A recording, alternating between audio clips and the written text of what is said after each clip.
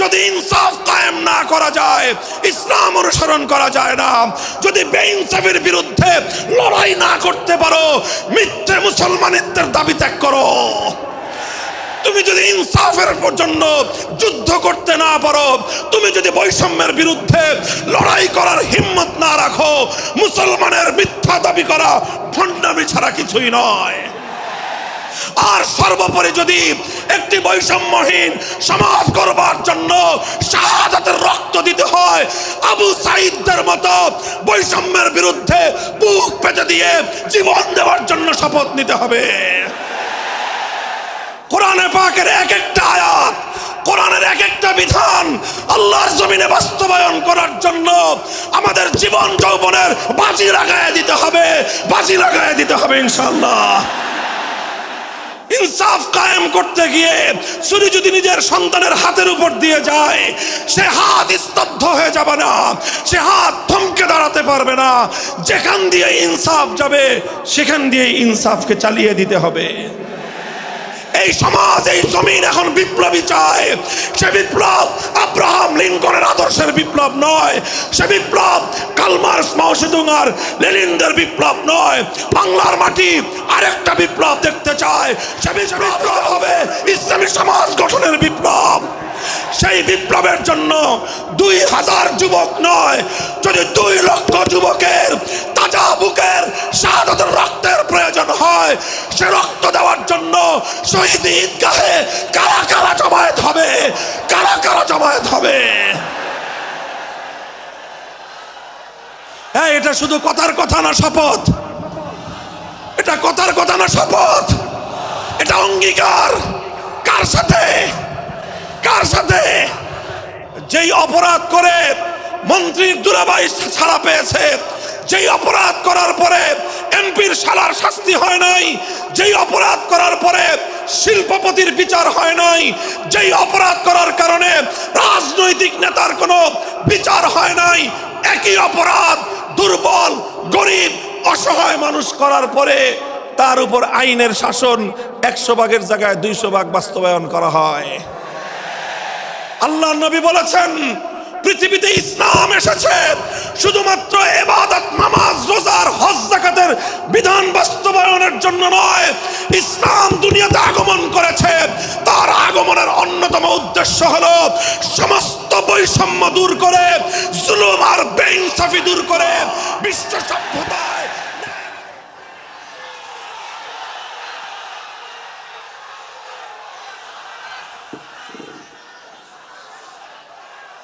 মনে রাখবেন, বৈষম্যহীন সমাজ গড়া এটা শুধু বৈষম্য বিরোধী ছাত্র নেতৃবৃন্দের দায়িত্ব নয়। বৈষম্যহীন সমাজ গড়া এটা শুধুমাত্র বৈষম্য বিরোধী ছাত্র নেতৃবৃন্দের দায়িত্ব নয়। বৈষম্যহীন সমাজ গড়া সর্বপ্রথম আল কোরআনের সৈনিকদের দায়িত্ব। বৈষম্যহীন সমাজ গড়া সর্বপ্রথম আল্লাহর নবীর সত্যিকার উম্মতদের দায়িত্ব। ওঠো, দাঁড়াও, হাত মুষ্টিবদ্ধ করো, সমাজ থেকে সকল বৈষম্যের কবর রচনা করবার শপথ নাও। মুহতারাম হাজিরিন, কথাটা খুব জায়গা লক্ষণীয়, শোনার বিষয়। যারা একটা বৈষম্যহীন সমাজ দেখতে চাও, যারা জুলুম এবং অত্যাচারে অতিষ্ঠ হয়ে গিয়েছো, যাদের জীবনকে এই ধরনের অন্যায়, অবিচার, জুলুম, শোষণ, স্বৈরতন্ত্র যাদের অন্তর হৃদয়কে জ্বালিয়ে পুড়িয়ে ছারখার করে দিয়েছে, হে হতাশাগ্রস্ত জাতি, আসো আল কোরআনের কাছে। আমরা তোমাদেরকে মুক্তির বার্তা শোনাই, আমরা তোমাদেরকে সান্ত্বনার বাণী শোনাবো। আসো, হাতে হাত রাখি, সমস্ত বৈষম্য, জুলুম, স্বৈরতন্ত্রের কবর রচনা করে আল্লাহর কোরআনের সমাজ গড়বার জন্য হাতে হাত রাখি। দেখেন, আল্লাহ পাক রব্বুল আলামিন যুগে যুগে যত নবী রাসূল প্রেরণ করেছেন, যুগে যুগে যত আসমানি কিতাব আল্লাহর পক্ষ থেকে অবতীর্ণ হয়েছে, কেন হয়েছে? শুধুমাত্র মুসল্লিদের সমাজ গড়বার জন্য নয়, শুধুমাত্র রোজাদার সমাজ গড়ার জন্য নয়, অবশ্যই কোরআন এবং কিতাব নাজিল হয়েছে নামাজের জন্য, অবশ্যই কোরআন এবং কিতাব নাজিল হয়েছে রোজা, হজ, যাকাত সহ আল্লাহ পাকের যাবতীয় বিধান সমাজে বাস্তবায়ন করার জন্য। তবে একমাত্র এটাই উদ্দেশ্য নয়, বরং সমস্ত কিতাব, সমস্ত নবী রাসূল দুনিয়াতে আগমন করার অন্যতম একটা মৌলিক লক্ষ্য। কোরআনে পাকের সূরাতুল হাদীদ থেকে তেলাওয়াত করেন, অর্থ বুঝেন, মর্ম বুঝার চেষ্টা করেন। লাকাদ আরসালনা রুসুলানা বিল বায়িনাতি ওয়াল হুদা ওয়া আনজালনা মাআহুমুল কিতাবা ওয়াল মিজান লিয়াকুমান নাসু বিল কিসত। আল্লাহ কোরআন বলছে যে আমি নবী রাসূল পাঠিয়েছি, আসমান থেকে যুগে যুগে কিতাব নাজিল করেছি। এই সব কিছুর অন্যতম একটা উদ্দেশ্য হলো লিয়াকুমান নাসু বিল কিসতি। কোরআন নাজিলের উদ্দেশ্য, নবী প্রেরণের উদ্দেশ্য, শরীয়ত প্রেরণের উদ্দেশ্য, ধর্ম প্রেরণের উদ্দেশ্য হলো, অন্যতম উদ্দেশ্য হলো লিয়াকুমান নাসু বিল কিসতি। মানব সমাজ থেকে অন্যায়, অবিচার, জুলুম, শোষণ দূরীভূত করে ন্যায় এবং ইনসাফ কায়েম করা, এটাই হলো ইসলামের অন্যতম মৌলিক লক্ষ্য। যদি ইনসাফ কায়েম না করা যায়, ইসলাম অনুসরণ করা যায় না। যদি বেইনসাফের বিরুদ্ধে লড়াই না করতে পারো, মিথ্যে মুসলমানিত্বের দাবি ত্যাগ করো। তুমি যদি ইনসাফের জন্য যুদ্ধ করতে না পারো, তুমি যদি বৈষম্যের বিরুদ্ধে লড়াই করার হিম্মত না রাখো, মুসলমানের মিথ্যা দাবি করা ভণ্ডামি ছাড়া কিছুই নয়।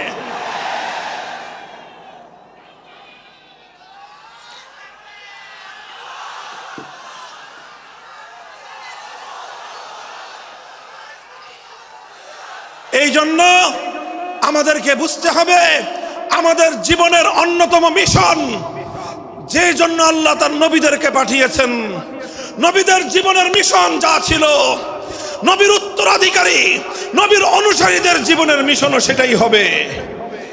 বলেন কথা ঠিক না বেঠিক? যে পথে গিয়েছে নবীদের জীবন, সে পথে যাবে আমাদের জীবন। যেটা ছিল নবীদের ভীষণ, সেটাই হবে আমাদের ভীষণ।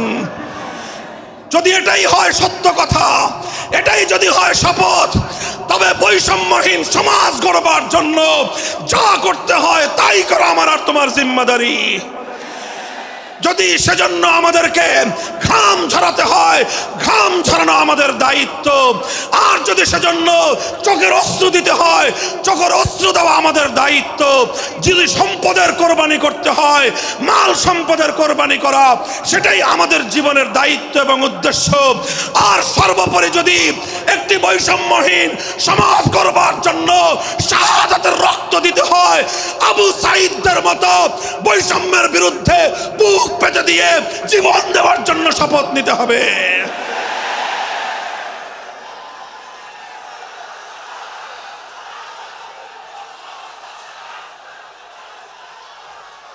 এই প্রস্তুত থাকবেন তো ইনশাআল্লাহ? আল্লাহর নবী বললেন এই বৈষম্য চলবে না, এই বৈষম্য জাহিলিয়াত, এই বৈষম্য মূর্খতা। সমাজের মধ্যে নিজের দলের লোক অন্যায় করলে পাগার পার, বিরোধী দলের লোক অন্যায় করলে আইনের শাসনে 100 ভাগের জায়গায় 200 ভাগ।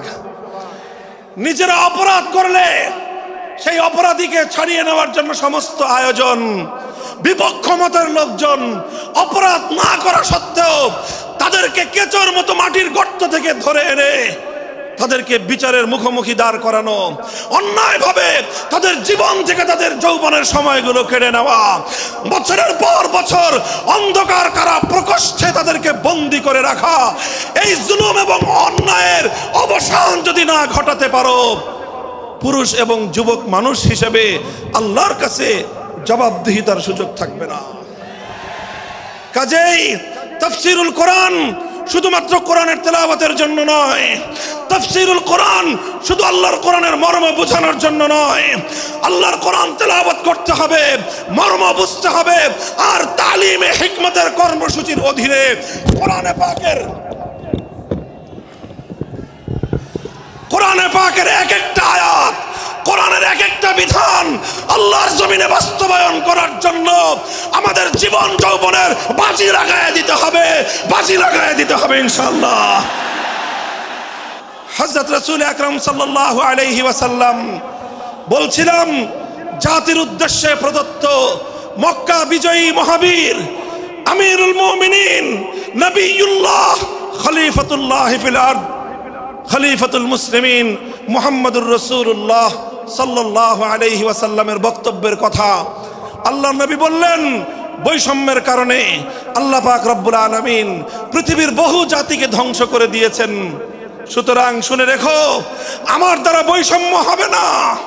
শুধু আমার বংশের লোক দেখে, আমার গোত্রের লোক দেখে, আমার রক্তের আত্মীয়তার সূত্রের কারণে আমি অপরাধ প্রমাণিত হওয়ার পরেও তার উপর কোরআনের বিধান বাস্তবায়ন করব না, এটা আমার দ্বারা সম্ভব নয়। এরপরে আল্লাহর নবী যেই কথাটি বললেন, সেই কথা যদি আল্লাহর নবী হাদিসে না বলতেন, তাহলে সেই কথা উচ্চারণ করতে আমাদের জিহ্বা কেঁপে উঠত, আমাদের বক্ষ প্রকম্পিত হতো। আল্লাহর নবী বললেন, ওয়াল্লাহ লাউ আন্না ফাতিমাতা বিনতা মুহাম্মাদিন সারাকাত লাকাতাতু ইয়াদাহা, ওয়াল্লাহি লাউ আন্না ফাতিমাতা বিনতা মুহাম্মাদিন সারাকাত লাকাতাতু ইয়াদাহা। শুধু আমার দাদির গোত্র, আমার বংশের ফাতেমা নামনি মহিলা নয়, আজ যদি আমি মুহাম্মদুর রাসূলুল্লাহর কলিজার টুকরা মেয়ে, আমার জীবনের সবচেয়ে আদরের সন্তান ফাতেমা যদি আজকে চুরি করে ধরা পড়তো, আমি আল্লাহর শপথ করে বলি, আমি তার হাত কেটে দিতে এতটুকু দ্বিধা করতাম না। মুহতারাম হাজিরিন, এটাই হলো তালিমে হিকমত। আল্লাহর কোরআনের বিধান বাস্তবায়ন করতে গিয়ে ছুরি যদি নিজের সন্তানের গলার উপর দিয়ে যায়, ইব্রাহিম খলিলুল্লাহর মতো ছুরি চালায় দিতে দ্বিধা করা যাবে না। যদি ইনসাফ কায়েম করতে গিয়ে ছুরি যদি নিজের সন্তানের হাতের উপর দিয়ে যায়, সে হাত স্তব্ধ হয়ে যাবে না, সে হাত থমকে দাঁড়াতে পারবে না। যেখান দিয়ে ইনসাফ যাবে, সেখান দিয়ে ইনসাফকে চালিয়ে দিতে হবে। রাসূল আকরাম সাল্লাল্লাহু আলাইহি ওয়াসাল্লাম ঘোষণা করলেন, আল্লাহর আয়াত নাজিল হলো, ইয়া আইয়ুহাল্লাযীনা আমানুত্তাকুল্লাহ ওয়া যারু মা বাকিয়া মিনার রিবা ইন কুনতুম মুমিনিন।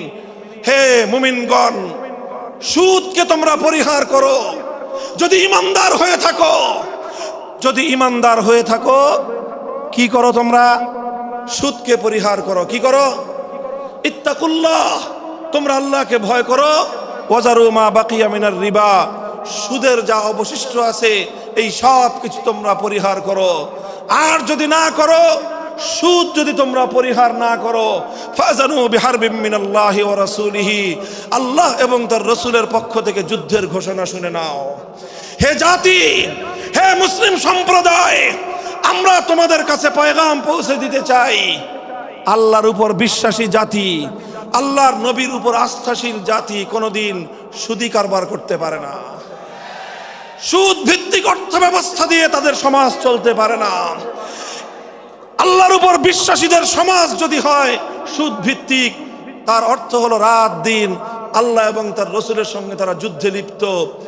যেই মুসলিম জাতি আল্লাহর সাহায্য নিয়ে বিশ্বব্যাপী বিজয়ী হওয়ার স্বপ্ন দেখে, সে মুসলিম জাতি যদি স্বয়ং আল্লাহর সঙ্গে যুদ্ধে লিপ্ত থাকে, তাদের জীবনেও কল্যাণ এবং বিজয় আসার সম্ভাবনা নাই।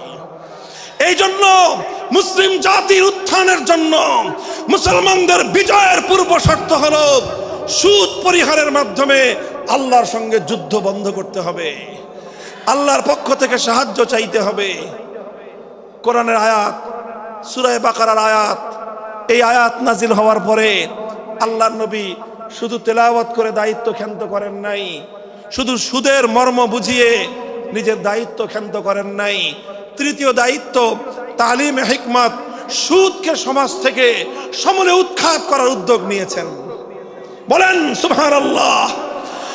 শুধু আলোচনা করে বক্তৃতা দিয়ে নবীর দায়িত্ব শেষ হয় নাই, শুধুমাত্র তাফসীর করে দিয়ে নবীর দায়িত্ব ক্ষান্ত হয় নাই, বরং এক একটা বিধান, আল্লাহর এক একটা আয়াত কিভাবে সমাজে বাস্তবায়ন করা লাগে, করা যায়, নবীজি প্র্যাকটিক্যাল ভাবে তার উদ্যোগ গ্রহণ করেছেন। কিভাবে উদ্যোগ নিয়েছেন? সুদের বিরুদ্ধে কি উদ্যোগ নিয়েছিলেন? কিতাব উল্টান, হাদিসের কিতাব, বুখারী শরীফের হাদিস, নবীজি ঘোষণা দিলেন, আলা ইন্না রিবাল জাহিলিয়াতি মাওদুউন তাহতা কদামাইয়া। জাহিলিয়াতের যুগে যত সুদের কারবার চলতো, ইসলাম এবং আল কোরআনের সমাজ গড়বার পর সেই জাহেলি যুগের রীতি সুদ ভিত্তিক অর্থ ব্যবস্থা মুসলিম সমাজে আর থাকতে পারে না। নবীজি বললেন, সুদের কবর রচনা করলাম আমি আমার পায়ের নিচে। আল্লাহ নবী আক্ষরিক অর্থে এ কথা বললেন, আমি আমার পায়ের নিচে সুদের কবর রচনা করলাম। এরপরে আল্লাহ নবী ঘোষণা দিলেন, অনেকে আছো তোমরা যারা আগে কুফরির জমানায় জাহেলিয়াতের যুগে সুদের উপর লগ্নি করেছো, সুদের উপর মানুষকে ঋণ দিয়েছো, সুদী মহাজন যারা সুদের ভিত্তিতে মানুষকে টাকা দিয়েছো, এইরকম কাজ কারবার যারা করত, সেই যুগে তাদের মধ্যে একজন ছিলেন স্বয়ং আল্লাহর নবীর চাচা হযরত আব্বাস বিন আব্দুল মুত্তালিব রাদিয়াল্লাহু আনহু। মক্কার ঘরে ঘরে আব্বাস রাদিয়াল্লাহু আনহু মানুষের কাছে ঋণ টাকা দিতেন, টাকা পাওনা ছিল এবং সকল টাকা লগ্নি করা ছিল, বিনিয়োগ করা ছিল সুদের ভিত্তিতে। আল্লাহর নবী ঘোষণা করলেন, জাহেলি যুগের সমস্ত সুদ আমি আল্লাহর নবী মওকুফ ঘোষণা করলাম। সর্বপ্রথম যেই সুদ আমি মাফ ঘোষণা করলাম সেটা হলো আমার চাচা আব্বাসের সুদ। কাউকে আমার চাচার কাছ থেকে যারা ঋণ নিয়েছিল কেউ আর আমার চাচার সুদ দিতে হবে না, শুধুমাত্র মূল পুঁজিটা ফেরত দিবে। সুদ আজ থেকে কবর রচনা করা হলো। হে মুসলমান, যেই সুদের কবর রচনা করে সেই কবরের উপর ইসলামের বিজয়ের বুনিয়াদ কায়েম হয়েছিল, ইসলামের বিজয়ের কেতন উড়েছিল, অন্যায় বৈষম্যের কবর রচনা করে, সুদ ভিত্তিক অর্থ ব্যবস্থার কবর রচনা করে আজ মুসলমানেরা আবার সেই কবর খুঁড়ে সেখান থেকে জুলুম, অত্যাচার, সুদ ভিত্তিক অর্থ ব্যবস্থাকে কবরের পচা মাল, কবরের মরা পচা করা লাশ মুসলিম সমাজের মধ্যে আবার পুনর্বাসিত করেছে। এজন্যই আজ মুসলমানদের এই অধপতন। যদি মুক্তি চাও, যদি মুক্তি চাও, শুধুমাত্র ইবাদত দিয়ে মুক্তি আসবে না। ইবাদত যেমন করতে হবে, যেরকম নামাজ, রোজা, হজ, যাকাত, তাসবিহ, তাহলিল আদায় করতে হবে, ঠিক একই ভাবে সমাজ সংস্কার করার জন্য সমাজ থেকে জুলুম দূর করতে হবে, বৈষম্য দূর করতে হবে, বেইনসাফি দূর করতে হবে, সুদ ভিত্তিক অর্থ ব্যবস্থার বিরুদ্ধে জাতীয়ভাবে ঐক্য গড়ে তুলে সুদের বিরুদ্ধে যুদ্ধ ঘোষণা করতে হবে। রাজি আছেন তো ইনশাআল্লাহ? আল্লাহ পাক তৌফিক দান করেন। হাত নামান। 3 দফা কর্মসূচি গেল, তালিমে হিকমত সর্বশেষ আলোচনা ও সমাপ্তির দিকে। নবীজির 4 নম্বর কর্মসূচি হলো ওয়ায়ুআল্লিমুহুমুল কিতাবা ওয়াল হিকমাতা ওয়া ইউযাক্কিহিম। ইউযাক্কিহিম অর্থ হলো তাজকিয়া। তাজকিয়ার অনেক অর্থ। তাজকিয়া বলে শুধুমাত্র পীর মুরিদি বোঝানো হয়, তাজকিয়া বলে শুধুমাত্র তাসাউফ চর্চা বোঝানো হয়, তাজকিয়া বলে শুধুমাত্র কিছু ওজিফা আদায় করা বোঝানো হয়। তাজকিয়ার আসল সারমর্ম হলো, একটু লক্ষ্য করে বুঝেন, খুব গভীর এবং তাৎপর্যময় একটা কথা। তাজকিয়ার মূল অর্থ হলো, দেখেন কর্মসূচি ছিল কয়টা? 4টা। 1 নম্বর কর্মসূচি ছিল তেলাওয়াতে কিতাবুল্লাহ, আল্লাহর কিতাবের তেলাওয়াত। 2 নম্বর কর্মসূচি ছিল তালিমে কিতাব, কিতাবুল্লাহ, আল্লাহর কিতাবের মর্ম বোঝানো। 3 নম্বর কর্মসূচি ছিল তালিমে হিকমত, অর্থাৎ আল্লাহর কিতাবের প্রত্যেকটা বিধান, প্রত্যেকটা বিষয়কে প্র্যাকটিক্যাল আমলে পরিণত করা, কার্যে পরিণত করা। কথা ঠিক না বেঠিক? 3 নম্বর কর্মসূচি হলো শুধু আমলে পরিণত করাই দায়িত্ব শেষ নয়, বরং আমলে পরিণত করার পরেও আরো অগ্রসর হতে হবে। 4 নম্বর কর্মসূচি হলো আল্লাহর কোরআনকে নিজের আখলাক এবং নিজের চরিত্রে পরিণত করা। কোরআনকে চরিত্রে পরিণত করা, কোরআনের চরিত্র অর্জন করা। কোরআন যে আখলাকের কথা বলেছে, কোরআন যেই চরিত্রের কথা বলেছে, সেই কোরআনই চরিত্র যখন একজন মানুষ গঠন করতে পারে, এটাকেই বলা হয় তাজকিয়া। এটার নামই হলো তাসাউফ। মুহতারাম হাজিরিন, আল্লাহর নবী নিজের জীবনে 100% আল্লাহর কোরআনকে নিজের চরিত্রে পরিণত করতে পেরেছিলেন। এই জন্য যদি কেউ জিজ্ঞাসা করে আল্লাহর নবীর সিরাত কি, নবীর জীবনীটা কি, বলেন তো? সবচেয়ে সংক্ষিপ্ত অথচ সবচেয়ে পূর্ণাঙ্গ জবাব হলো, কি বললাম? সবচেয়ে সংক্ষিপ্ত অথচ সবচেয়ে পূর্ণাঙ্গ।